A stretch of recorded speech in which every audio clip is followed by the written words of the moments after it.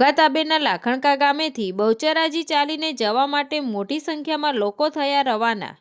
આજરોજ તારીખ 21/11/2025ના રોજ મળતી વિગતો અનુસાર લાખણકા બહુચરાજી મિત્ર મંડળ દ્વારા લાખણકા ગામેથી બહુચરાજી પગપાળા ચાલીને સંઘ થયો રવાના।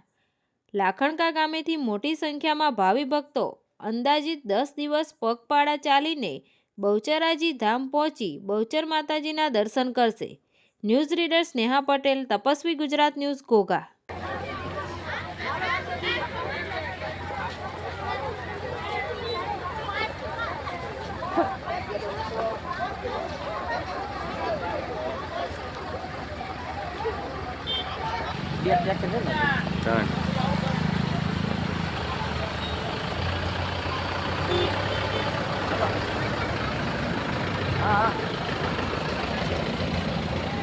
અત્યારે છે અને ઉપર આવડે